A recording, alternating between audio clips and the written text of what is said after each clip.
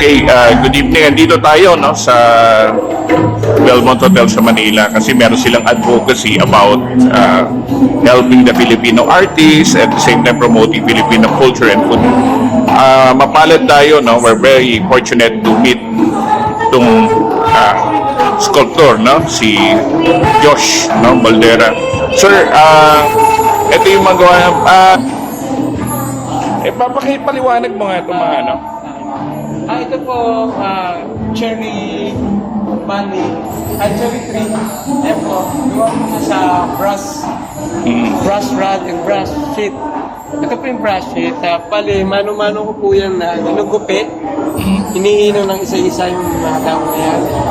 Yan ito po, brush sheet. Binibilog ko po yan, gugupit ako. May bakatan. Yan. Ito namang woman. Kaya ito nagawa kasi mahilig kami mag-fishing.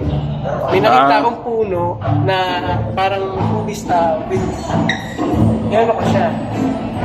Ininaw ko siya. Yeah. Sige. Then itong fishing naman, every Sunday kasi banding namin na mga kapatid. Lagi kami nag-fishing. Kasi sa nabotas kayo, Yes. di ba? Oo. Then itong sa akin ko, syempre naaalala ko ng mga kabata ko. Yan po. Naalala ko po yan. Na masarap bumalik sa pagkabata. Ang dating yung saranggola. Ito, Then yes, ito naman, mahilig magtuya ng aking wife na may hawak ng payan. Yun ako lang. Ginawa ko siya. Ayan. oo. Tapos dito tayo sa ibang gawa mo, no? And this one po, cherry blossom po.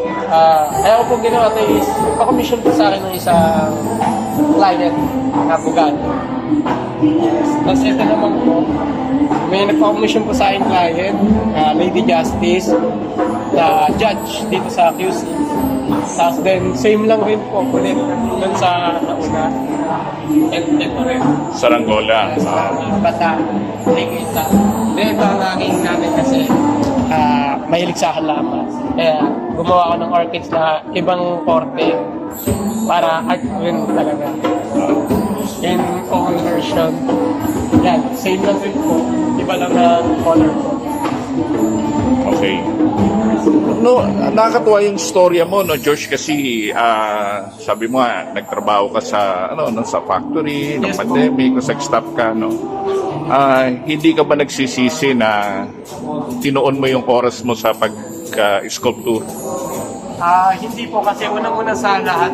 Nakakatuwa kasi nakakabuo ka ng mga hindi may naasahan.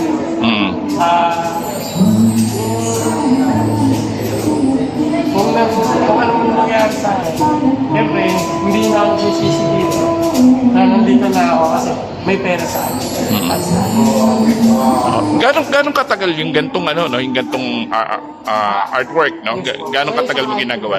Depende po. Pagka maliliit po, paano po tayo sa mga 2 days to 3 days. Yan, mga kita maliliit. 2 to 3 days.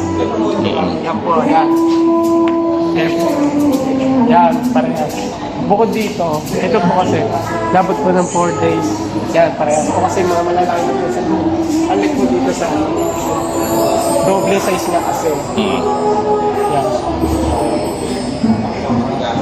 Tapos ito, no, nakakatuwa rin to, no? Yan, parehas po. Ito, medyo malaki. Nakukunin mo parang Gano'ng katagal yan gawin? 45 days po kayo namin dito. 5 days, yes, 5 days. At pero ito kasi 2 days, 3 days, 3 days. Pero kung mga puno pa, 2 days. Anong ma-advise mo? Anong mapapayo mo doon sa mga gustong mag-artist na ganyan, no? At bakit mo ginawa itong gantong uri ng mga artworks? Nasasabi ko sa mga gusto mag-art, mag-artist, maging susuko. Sa una nga talaga mahirap kasi bago ka pala. Pero pag nagkamay mo, hindi siya nakakanahan. Medyo okay na. Marami kami kilala lalaking tao, yung parang kaibigan. Hindi lang basta sa katulad ko na sa first sculpture, marami na rin kaibigan ng mga paint. Ilan ba yung balak mong gawin na sculpture? Ano yung unang-una mong ginawa pala? Ang unang At bakit mo siya ginawa? ang sinipan ko kasi, siyempre, sa puso, bilang may asawa ko, yung starting ko po kasi noon,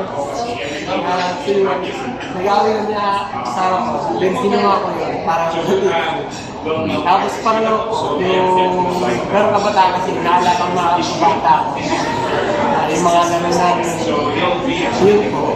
Ilang taon ka na nag-sculpture? 10 years na, oo. Nakailang ka ng gawa?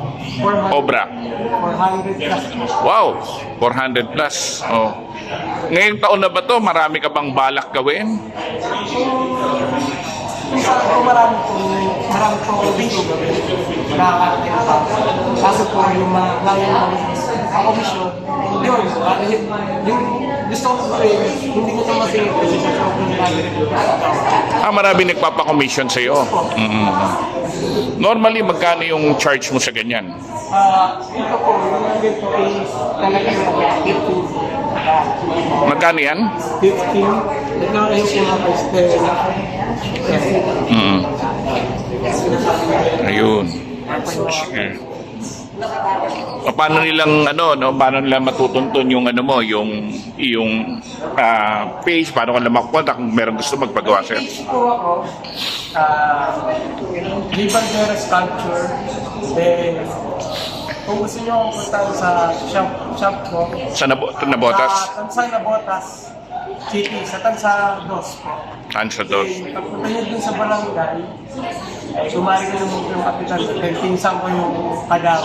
Kaya kilala po ako dun sa barangay. Okay.